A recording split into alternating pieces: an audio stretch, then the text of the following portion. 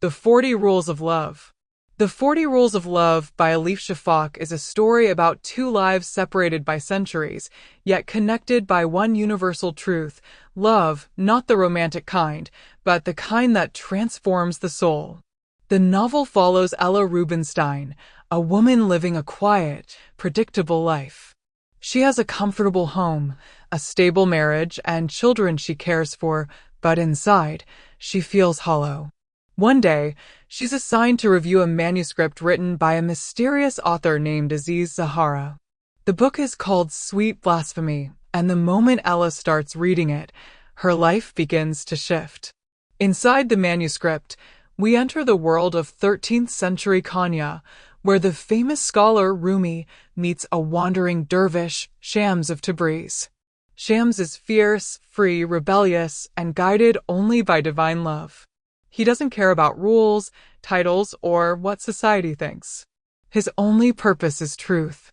From the moment Shams and Rumi meet, something awakens in Rumi, a part of him that had been asleep beneath fame, routine, and comfort. Shams teaches him 40 rules that challenge everything he knows about God, love, ego, and the meaning of life. As Ella keeps reading, she begins to see her own life reflected in the story. The questions Shams asks Rumi become the questions she starts asking herself. Am I living honestly? Am I loving fully? Am I brave enough to follow my heart instead of fear? Through emails and conversations, Ella and Aziz form a connection that is gentle, honest, and deeply human. For the first time, Ella feels seen, truly seen, and that feeling brings her face to face with choices she never expected to make. Meanwhile, in the past, Rumi's transformation threatens the people around him. Shams' presence disrupts the comfort of the community, and jealousy grows. Their bond becomes a storm, powerful, spiritual, and ultimately costly. But even after tragedy strikes, Shams' teachings take root. They transform Rumi from a respected scholar into one of the greatest poets of love the world has ever known.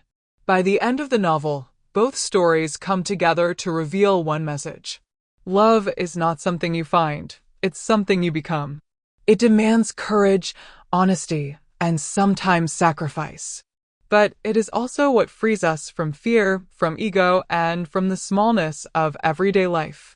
Ella's journey, Rumi's awakening, and Shams' timeless rules remind us that the path to love is the path back to ourselves. Part 1. Earth. Part 1 of the 40 Rules of Love opens like the quiet stirring of something long buried beneath the surface, an awakening that begins not with noise, but with discomfort. We meet Ella Rubinstein, a woman whose life looks stable, calm, and perfectly arranged from the outside. She has a home that runs like a quiet machine, a marriage that functions more out of habit than connection, and children who give her moments of joy. But even those joys dissolve quickly into routine. For years, Ella has lived in a world where she keeps her feelings neatly tucked away. She doesn't cause trouble, she doesn't ask for more, she doesn't expect much from life. She simply moves through her days like someone following a script written by others. But inside, the earth is shifting. Ella feels a heaviness she cannot name, a sense that she has lost herself somewhere along the way. Part of her aches for something deeper, something true, something that would make her heart beat again. She doesn't dare say this out loud. She just lives with the quiet emptiness. And then, without warning, life cracks open. Ella receives a new assignment, to read and review a manuscript titled Sweet Blasphemy by a writer she's never heard of, Aziz Zahara. She expects another ordinary book, another routine task. But the moment she begins reading, the ground beneath her starts to shift. Inside the manuscript unfolds the story of Shams of Tabriz, a wandering dervish searching for truth, and Jalaluddin Rumi, a respected scholar whose spirit lies dormant, waiting for a spark. Shams' voice is bold, unsettling, full of raw wisdom. He speaks of love in ways Ella has never imagined, not the soft love of romance, but the fierce love that strips away fear and ego. As Ella continues reading, She feels something inside her wake up, as if Shams is speaking directly to her soul across 7 centuries. His words make her uncomfortable, but they also make her feel alive. She finds herself questioning her marriage, her choices, and the quiet resignation she has accepted for years. Part 1 also takes us into the 13th century world of Rumi before he becomes the Rumi the world knows. We see him as a scholar, a teacher, a man respected by many, yet silently longing for a deeper truth he cannot name. Shams, driven by a destiny he cannot ignore, senses that his path will lead him to Rumi. Their meeting is not just chance, it is a spiritual collision waiting to happen. Part 1 Earth is the beginning of every transformation, uncomfortable, grounding, and filled with the early tremors of change. Ella senses it. Rumi senses it. Even Shams, wandering through life with the wind at his back, feels it in his bones. The story has started to move.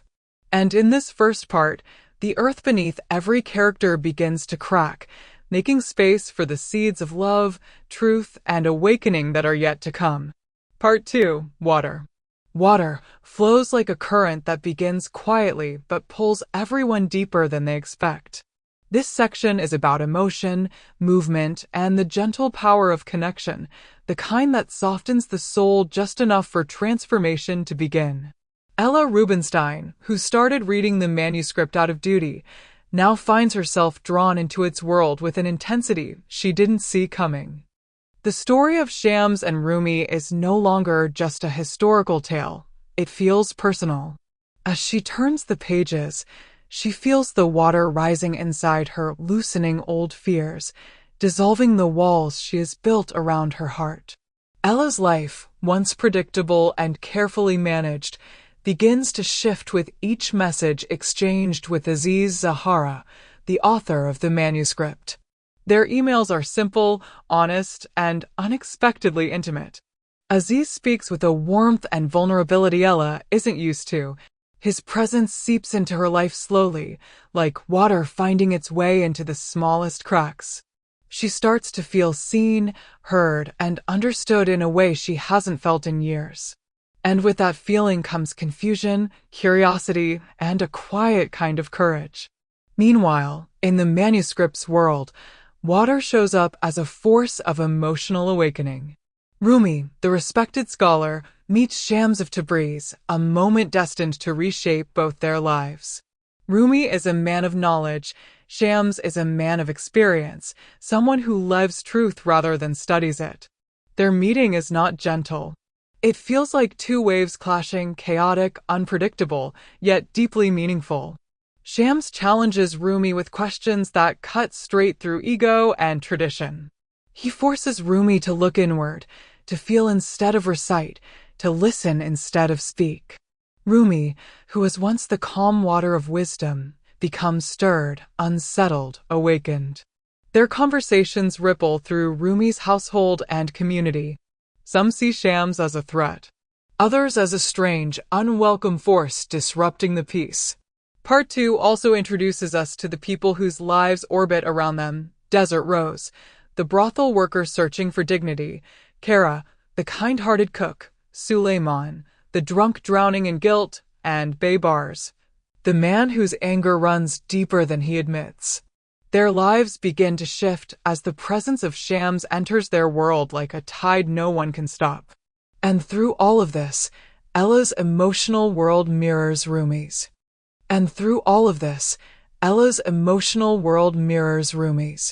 What Shams does to Rumi, stirring him, challenging him, awakening him, Aziz begins to unknowingly do to Ella.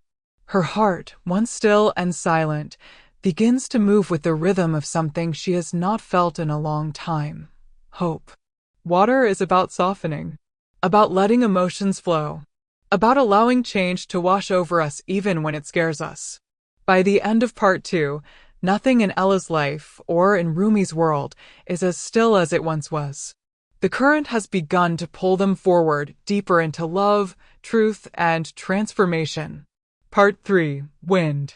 Wind arrives with motion. If earth was about awakening and water about emotion, wind is about change, fast, unpredictable, and impossible to control. For Ella Rubinstein, the winds begin quietly. Her emails with Aziz Zahara grow more frequent, more personal, more honest. She finds herself opening up in ways she never has before, not with her husband, not even with herself. Conversations with Aziz feel like fresh air entering a room that's been sealed shut for years. They stir something inside her, lifting old layers of fear and doubt. Ella feels the wind pushing her toward choices she never imagined she'd even consider.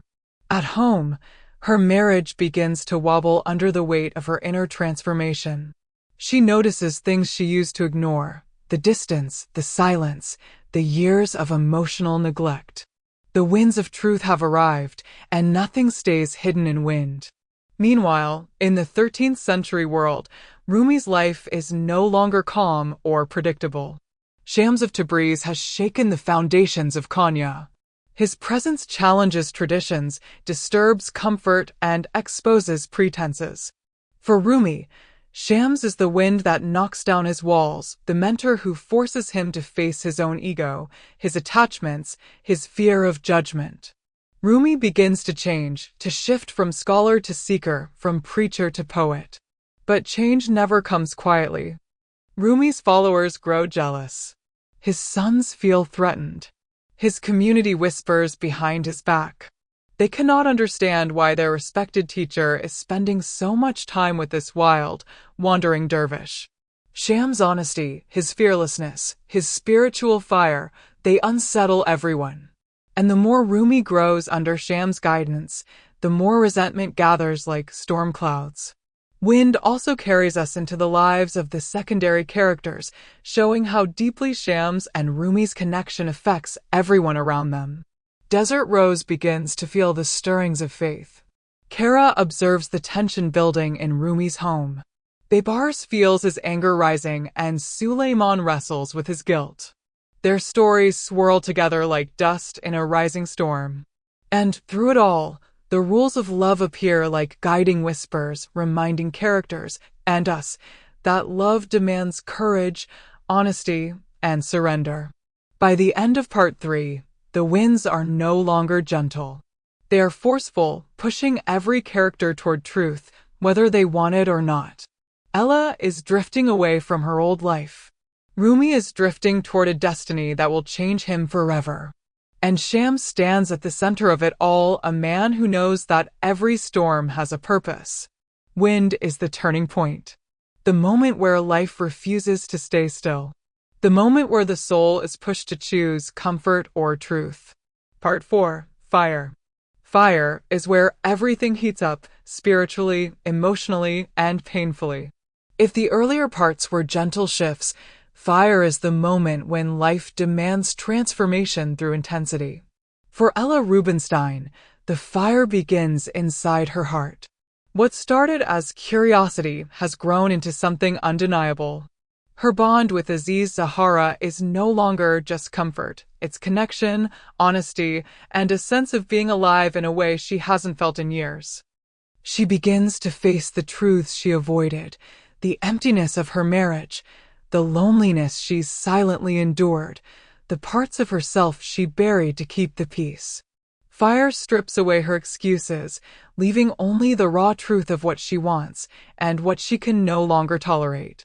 As Aziz opens more of himself to her, he shares something that burns through Ella's last traces of hesitation, a vulnerability, a truth about his life, something that forces her to see the fragility of time and the preciousness of living authentically. The fire inside her becomes both painful and liberating. She is no longer the woman content with quiet resignation. She is becoming someone braver. Meanwhile, in the manuscript's world, the fire burns even brighter. Rumi has changed. Under Sham's guidance, his soul has awakened. But with his transformation comes conflict. The people around him, his students, his followers, even his family, feel threatened. They cannot understand why Rumi has chosen the company of a wandering dervish over the comfort of their admiration. Sham's presence exposes their insecurities, their jealousy, their ego. And ego always fears the fire of truth. The tension in Rumi's home grows heavy and hot. Whispers turn into resentment. Resentment turns into hostility. Fire in this part is not only spiritual, it is social, emotional, and deeply human. Shams stands in the middle of it all, unwavering, unbending, knowing exactly what is coming. He teaches Rumi powerful lessons, each one like a flame burning away old illusions. Through fire, Rumi learns surrender. Through loss, he learns depth. Through pain, he discovers poetry. Around them, the side characters reach their breaking points. Desert Rose confronts the limits of her world. Suleiman battles the demons that have haunted him for years. Baybar's anger grows sharp and dangerous, fanned by the jealousy swirling around Rumi's circle. Kara watches helplessly as the tension boils past control. And then comes the spark, the moment when the fire can no longer be contained. A decision born of jealousy and fear sets a chain of events in motion. The air crackles with betrayal. A tragedy unfolds that forever reshapes the destiny of both Shams and Rumi. By the end of part 4, nothing is the same. Ella's heart is in flames, pushing her toward a life-defining choice. Rumi is on the edge of a grief so deep it will burn away his old self. And Shams. Shams walks knowingly into the fire meant for him, fulfilling the destiny he embraced long before he arrived in Konya. Fire consumes everything that is false. Only what is real survives. Part 5, The Void. The void is the quiet after the storm, the space where everything lost, everything broken, and everything transformed finally settles. If fire destroys, the void purifies. It is the moment when life becomes painfully still, forcing the soul to listen to what remains. For Ella Rubinstein, the void opens with a truth she cannot escape. Her heart has already crossed the line her life has not yet acknowledged. The emotions she once tried to suppress have become impossible to deny. Aziz Sahara is no longer just the author of a manuscript. He has become the mirror in which she finally sees her true self. And then Ella learns the truth Aziz has been carrying, a truth that changes the shape of his life and hers. It is raw. It is heartbreaking. But it is also clarifying. Standing in that quiet space of uncertainty, Ella realizes that love is not about possession or fear. It is about presence, courage, and the simple honesty of choosing what makes the soul feel alive. For the first time in decades, she chooses herself. She steps out of the life she has known, not with rebellion, but with clarity. The void becomes her place of becoming. Meanwhile, in the manuscript's world, the void is much deeper, much darker. After the fire of jealousy and betrayal, Shams of Tabriz is gone, taken by the very forces that feared his light. His absence is heavy. The world seems hollow without his fierce truth, his unsettling wisdom, his presence that demanded honesty from everyone around him. For Rumi, the void is unbearable. He searches, he mourns, he wanders through grief so vast it feels bottomless. Shams was not just a companion.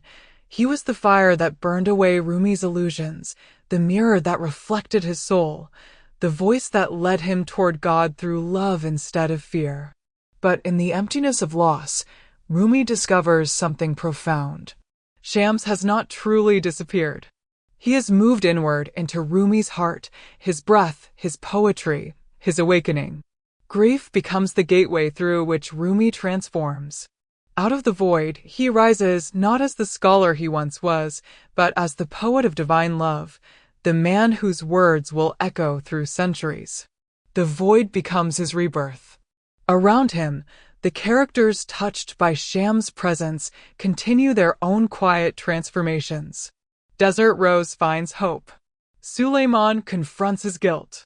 Kara witnesses the shift of destinies. Everyone who crossed Shams' path carries a spark of his light into their own lives. And in a way that echoes across centuries, Ella's journey mirrors Rumi's. From emptiness to awakening. from fear to truth, from loss to a deeper kind of love. The void is not the end. It is the space where the soul becomes ready for its true beginning. By the time Part 5 closes, both stories, Ella's and Rumi's, reveal the same timeless message.